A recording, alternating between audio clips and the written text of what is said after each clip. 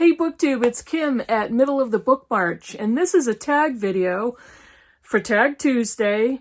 And before I do the tag, I'm going to do a shout out because the person who tagged me, I want to shout out. And I was tagged by Courtney at Tangible Reads to do the song tag.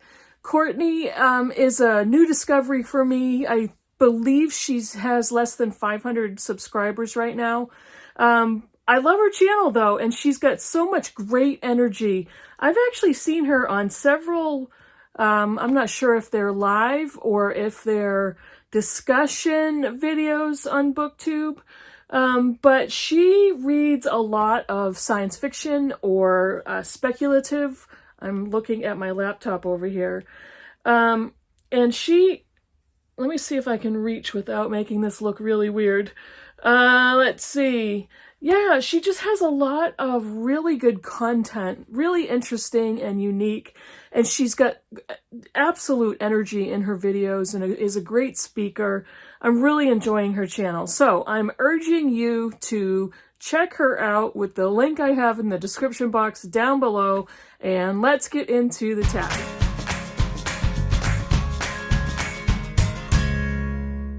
Hey everybody, Kim at Middle of the Bookmarch. Yet again, I'm doing a tag, and this is the song tag.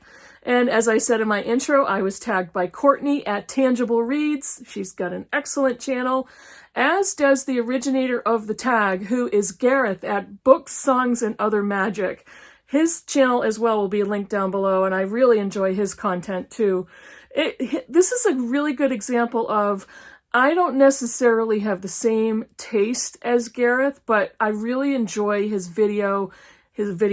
I enjoy his personality, the way he presents in his videos, the originality, and he puts up quite a few shorts that I've really liked as well.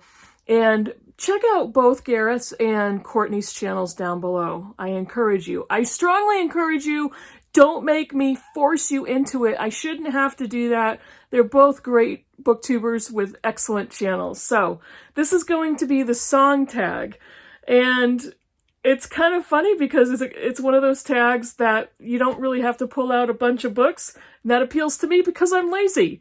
Let's see. And the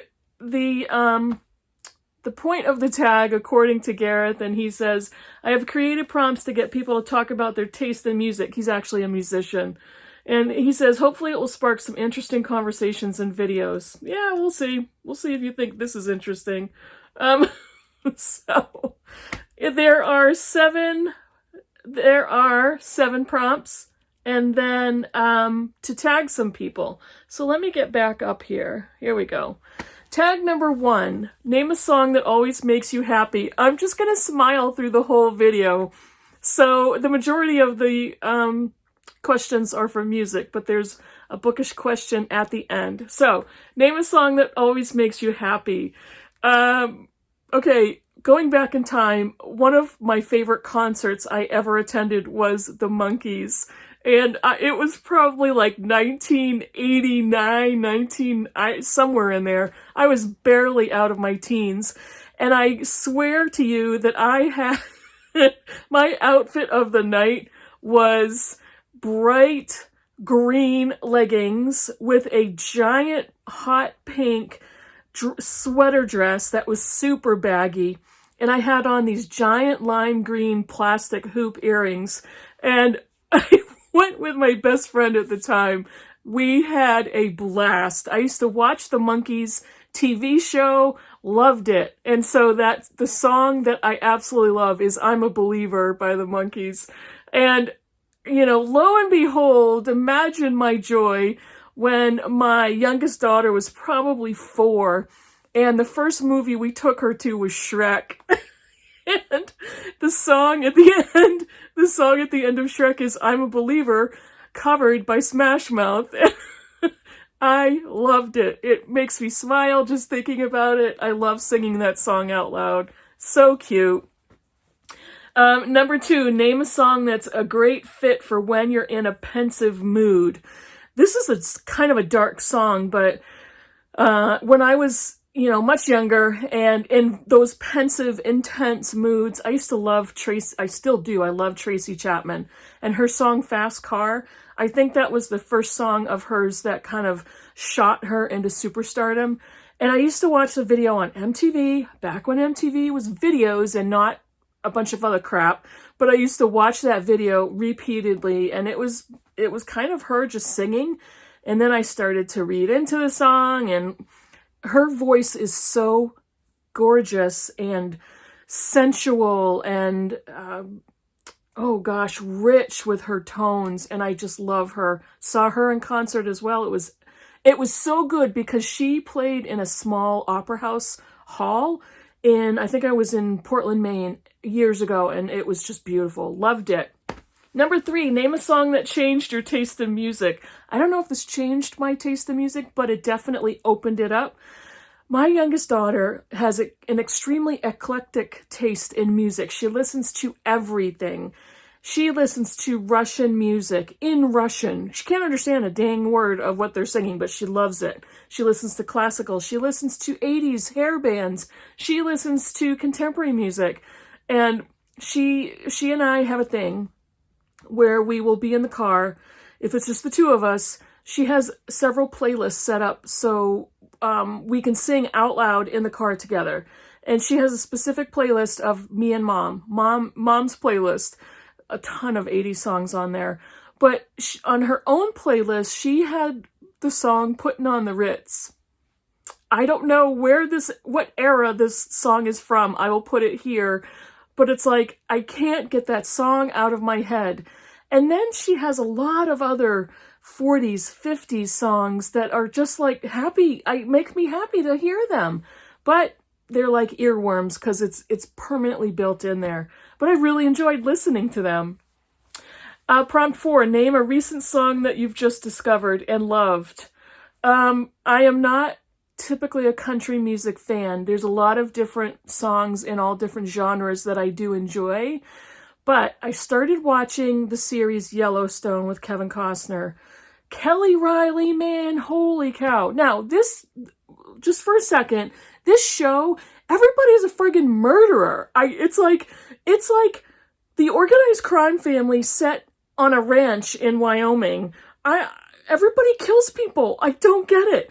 And it's like, my eyes, I can't stop watching the show. I've watched the entire series, waiting for the next part of it. But I'm like, these people are psychotic. But the music that I've really started to enjoy is Lainey Wilson and her song Hold My Halo. Oh no. I had a lot of fun with her in that show, that episode, and they're having like a ranch concert and she's the entertainer and she sings that song, Hold My Halo, and I thought it's super fun. Love the music, love the beat. She's an excellent entertainer, so yeah, I'm liking that one. Number 5, name 3 bands or artists that you love. I've talked about a couple of these ad nauseum if you've watched some of my older videos.